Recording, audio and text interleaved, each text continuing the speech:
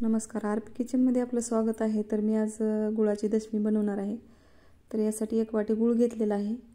तर मी बारीक गूळ करून घेतलेला आहे. तर आता याच्यात अर्धी वाटी दूध टाकायचे. दुधाऐवजी पाणी पण चालतं. तर मी 10 मिनिटं असंच ठेवलं होतं.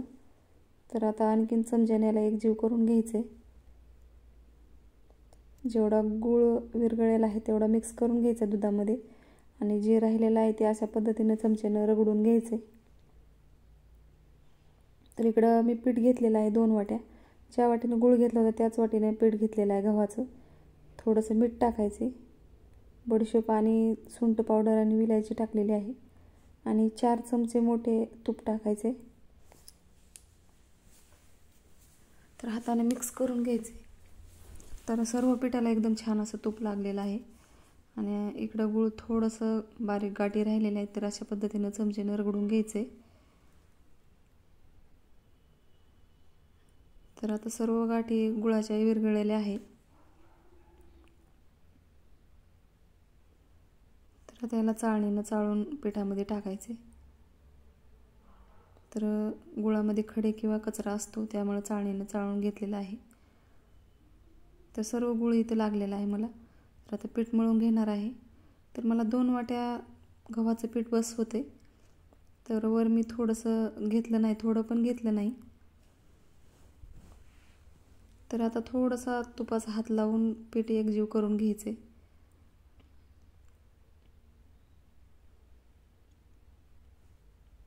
घेतलेल्या साहित्यामध्ये एकदम छान अशी दशमी तयार होणार आहे.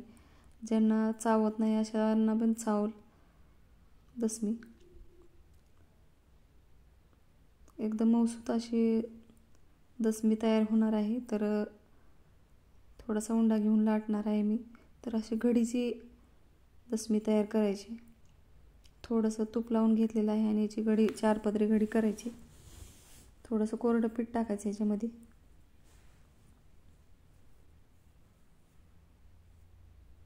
तर याला आता 4 पदरी घडी घालून घ्यायची याची.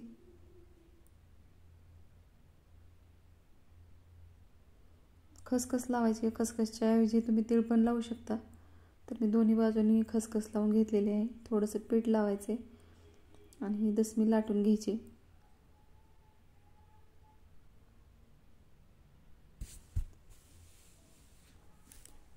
तर अजिबात वातड होणार नाही अशा पद्धतीने जर दशमी तयार केली तर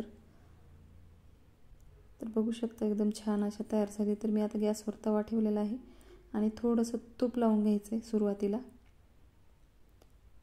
आणि गॅस मध्यम ठेवायचे आणि छान अशी खरपूस दशमी भाजून तयार करायचे आहेत सर्व.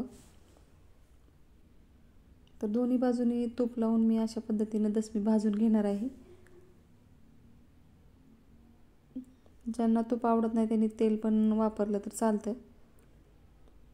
तर या दशमीला थोडंसं तूप जास्त लागते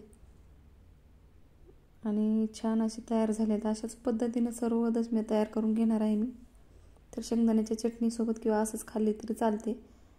माझ्या चॅनलला सबस्क्राईब करा, लाईक करा, शेअर करा. व्हिडिओ बघितल्याबद्दल धन्यवाद.